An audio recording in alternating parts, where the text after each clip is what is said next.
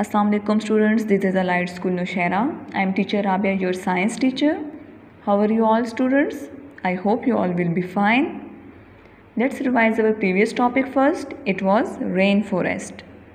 इस टॉपिक में हमने क्या डिस्कस किया था? We discuss about the animals that live in rainforest and about the zones of rainforest. So let's revise it. हमने डिस्कस किया था कि बहुत से लार्ज एनिमल्स और डिफरेंट टाइप्स ऑफ प्लांट्स जो हैं वो रेन फॉरेस्ट में रहते हैं. उनका हैबिटेट क्या है? रेन फॉरेस्ट है. हम हैबिटेट को डिस्कस कर रहे हैं ना, किसी भी लिविंग थिंग की रहने की जगह जहाँ वो रहते हैं. तो बहुत से एनिमल्स जो बड़े बड़े एनिमल्स होते हैं जैसे कि बियर वगैरह, जो मंकीज़ बड़े बड़े गोरिल्ला वगैरह जो होते हैं वो रेन फॉरेस्ट में रहते हैं. और बहुत से plants, different types of plants वो रेन फॉरेस्ट में हैं. हमने रेन फॉरेस्ट के जोन्स को पढ़ा था. There are 4 zones of rain forest. First is emergent zone, canopy zone, understory zone and forest floor. हमने पढ़ा था कि इमर्जेंट जोन में सबसे जो टॉल ट्रीज़ जो होते हैं, जो लार्ज ट्रीज़ वो होते हैं. कैनोपी जोन में लार्ज ट्रीज़ से जो छोटे थोड़े से होते हैं वो वाले ट्रीज़ होते हैं. और इमर्जेंट जोन और कैनोपी जोन पर सनलाइट पड़ती है. अंडरस्टोरी जोन में वो ट्रीज़ होते हैं जहाँ पर सनलाइट ज़्यादा नहीं होती, सूरज की रोशनी ज़्यादा नहीं पड़ती. उसके बाद फॉरेस्ट फ्लोर, जो फॉरेस्ट की जो ज़मीन है वहाँ पे छोटे छोटे जानवर रहते हैं, कीड़े मकोड़े रहते हैं. इसके अलावा बड़े जो जानवर हैं जैसे शेर वगैरह, गोरिल्ला वगैरह वो फॉरेस्ट फ्लोर में रहते हैं. जो इमर्जेंट जोन है वहाँ पर बर्ड्स वगैरह रहते हैं. हमने टॉपिकल रेन फॉरेस्ट और टेम्परेट रेन फॉरेस्ट के बारे में पढ़ा था कि रेन फॉरेस्ट की 2 टाइप्स हैं, एक ट्रॉपिकल रेन फॉरेस्ट और एक temperate rain forest. Tropical rain forest में बारिशें ज़्यादा होती हैं जबकि टेम्परेट रेन फॉरेस्ट में बारिशें ज़्यादा नहीं होती. So students, this is all about our previous topic. Now we are going to start our new one. तो हमारा आज का टॉपिक क्या है? आज हम उन एनिमल्स को डिस्कस करेंगे जो सी, रिवर्स और ओशंस में रहते हैं. फिर हम डिस्कस करेंगे कि हम अपने इन्वायरमेंट को कैसे प्रोटेक्ट करेंगे. अगर हम अपने इन्वायरमेंट को प्रोटेक्ट करेंगे तो हमारी हैबिटेट भी प्रोटेक्ट होंगी. So let's revise. Sea, rivers and oceans. Not all the habitats on the earth are on land. Sea, rivers and oceans are home to many types of animals and plants. सारे animals जो हैं वो अर्थ पे नहीं रहते. हमने अपने previous topics में एनिमल्स के बारे में पढ़ा था जो अर्थ पर रहते हैं. Some are living in desert, some are living in polar regions and some are living in rain forest. Now today we will discuss about the animals which are living in sea and rivers. Some of the largest animals on the earth live in water. So do some of the smallest also. कुछ बड़े animals जैसे shark, dolphin वगैरह हैं वो पानी में रहते हैं. These are water animals. जो एनिमल्स पानी में रहते हैं उन्हें हम वाटर एनिमल्स कहते हैं. इसके अलावा बहुत छोटे एनिमल्स भी रहते हैं पानी में. फ्रॉग वो भी पानी में रहते हैं. कुछ फ्रॉग्स जो होते हैं वो पानी में रहते हैं. फ़िश वगैरह बहुत टाइप के एनिमल्स जो हैं वो पानी में रहते हैं. Octopus, shells, fish, sea horse, dolphin, shark, ये सारे एनिमल्स पानी में रहते हैं. इनका हैबिटेट क्या है? पानी है. ठीक है, वो पानी में अपनी खुराक हासिल करते हैं और पानी में ही ज़िंदा रहते हैं. अगर इन्हें हम पानी से निकाल दें फिर ये मर जाते हैं. जिस तरह हम लैंड पे रहते हैं और कुछ एनिमल्स जो हैं वो लैंड पे रहते हैं तो वो लैंड एनिमल्स कहलाते हैं. अगर लैंड एनिमल को हम पानी में डाल दें तो वो मर जाएंगे ना, फिर उन्हें ऑक्सीजन नहीं मिलेगी. इस तरह से जो वाटर एनिमल्स हैं उन्हें पानी से निकाल दिया जाए तो फिर वो मर जाते हैं. इनका हैबिटेट क्या है? इनका हैबिटेट पानी है. Some animals live in water, some of time and on land the rest of the time. कुछ एनिमल्स ऐसे होते हैं जो पानी में भी रह सकते हैं और लैंड पर भी. फॉर एग्ज़ाम्पल टर्टाइज, वो पानी में भी रह सकता है, लैंड पर भी. फ्रॉग वो भी पानी में रह सकती है और लैंड पे भी क्रोकोडाइल, मगरमच्छ जो होता है वो पानी में भी रह सकता है और लैंड पे भी रह सकता है।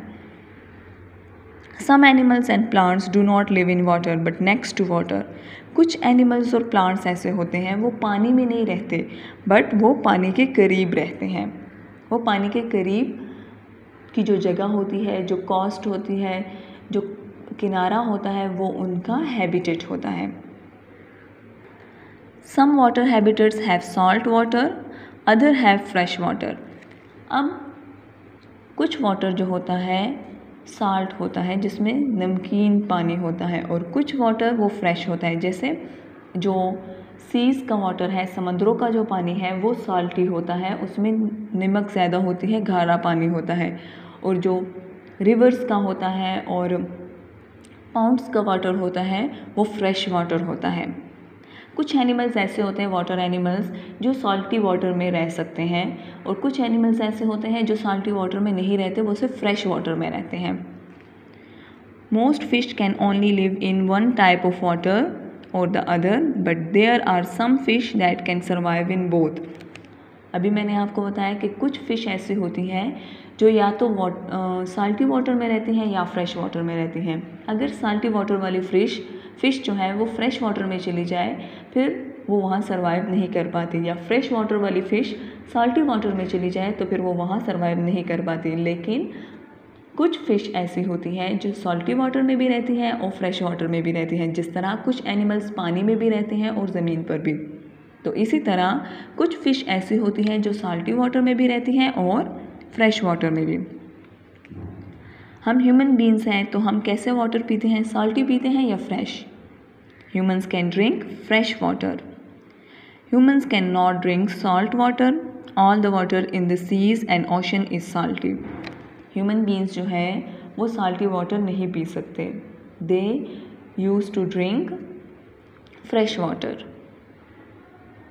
सो this is all about the sea, rivers and oceans. वो एनिमल्स जिनका habitat sea, rivers and ocean है वो वाटर एनिमल्स कहलाते हैं। अब हम डिस्कस करेंगे प्रोटेक्टिंग द इन्वायरमेंट, कि हम अपने इन्वायरमेंट को कैसे प्रोटेक्ट कर सकते हैं। Protecting the environment, there are several things that can be done to protect our environment. Keep the earth clean. अपने इन्वायरमेंट को प्रोटेक्ट करने के लिए, उसकी हिफाजत करने के लिए सबसे पहला स्टेप क्या है? We should keep the earth clean. हमें ज़मीन को बिल्कुल साफ़ रखना चाहिए। Let's read it. Many things live and grow on the earth. आपको पता है कि बहुत ज़्यादा चीज़ें, ह्यूमन बीइंग्स, एनिमल्स सब जो है ज़मीन पे रहते हैं और बहुत से प्लांट्स जो हैं वो ज़मीन पे उगते हैं। For them to survive, the earth need to be kept clean. If the earth becomes polluted, trees and plants will not be able to grow. Humans need trees and plants to produce the oxygen that we breathe. Humans also need plants for food and trees for shelter. अब अगर हम ज़मीन को साफ़ नहीं रखेंगे, ज़मीन polluted होगी, वहाँ पर पौधे नहीं उगेंगे, दरख्त नहीं उगेंगे। जब दरख्त नहीं उगेंगे तो सबसे पहला जो नुकसान है वो ह्यूमन बीइंग्स को होगा, क्योंकि ह्यूमन बीइंग्स को ऑक्सीजन के लिए दरख्तों की बहुत ज़रूरत होती है। इसके अलावा जब दरख्त नहीं उगेंगे तो जो बर्ड्स होते हैं जो दरख्त में रहते हैं वो फिर कहाँ रहेंगे, अपने नेस्ट कहाँ बनाएंगे? तो प्लांट्स होना बहुत ज़रूरी है। अगर हमारी ज़मीन पोल्यूटेड होगी तो उस पर प्लांट्स नहीं उगेंगे, और जब प्लांट्स नहीं उगेंगे तो हमारा एनवायरनमेंट कैसे प्रोटेक्ट होगा? So we should keep the earth clean. Next is keep water clean. Clean water is essential for humans. We need to drink clean water. We also need to keep bodies of water clean so that fish can live and grow. Human beings, animals and plants, they all need water to live, to survive. अब अगर water ही clean नहीं होगा तो वो कैसे ज़िंदा रहेंगे? गंदा पानी पीने से बीमारियां आएंगी और लोग बीमार हो जाएंगे, फिर मर जाएंगे। तो पानी को साफ़ रखना चाहिए। वेस्ट मटेरियल, जो गंदी चीज़ें हैं, कूड़ा वगैरह है, वो पानी में नहीं फेंकना चाहिए। जब हम उसे पानी में फेंक देते हैं फिर वो हार्मफुल होती हैं जो वाटर एनिमल्स के लिए। हमें जो इधर लिखा है keep the bodies of water clean. Bodies of water क्या है? रिवर्स हैं, स्ट्रीम्स हैं, पाउंड्स हैं, ओशंस हैं, इनको क्लीन रखना चाहिए, क्योंकि जिस तरह हम ज़मीन पर रहते हैं, ह्यूमन बीइंग्स, एनिमल्स और प्लांट्स वगैरह, इस तरह वाटर में भी प्लांट्स और एनिमल्स रहते हैं। तो अगर वाटर साफ़ नहीं होगा तो वो कैसे सर्वाइव कर पाएंगे? तो the second step is keep the water clean. अपने इन्वायरमेंट को प्रोटेक्ट करने के लिए first we should keep the earth clean, then keep the water clean. Next is keep the air clean. Human need to breathe clean air. If the air is not clean, humans may become ill and even die. Other animals also depend on fresh air. हमें हवा को साफ़ रखना चाहिए। आपको पता है जब हम सांस लेते हैं ऑक्सीजन तो हवा से लेते हैं। अगर हमारी एयर पोल्यूटेड होगी तो हम किस तरह से फ्रेश एयर ऑब्जर्व करेंगे? ऑक्सीजन के साथ अगर और केमिकल्स मिक्स हो जाती हैं फिर वो फ्रेश नहीं रहती, और अगर हम वो वाली ऑक्सीजन ऑब्जर्व करेंगे तो हम बीमार हो जाएंगे और मे बी कि डेथ भी हो जाए। फैक्ट्रीज से जो स्मोक निकलती है उस वजह से हमारे जो एयर है वो पोल्यूटेड हो जाता है। सो हमें इस बात पर ध्यान देना चाहिए कि we should also keep the air clean. So students, this is all about our new topic. Our new topic was sea, rivers and oceans. I hope कि आपको ये समझ आया होगा and protecting the environment ये भी समझ में आया होगा. The important points was keep the air clean, earth clean, keep water clean and keep the air clean. I hope students आपको clear होगा. This is enough for today. Have a nice day students. Allah Hafiz.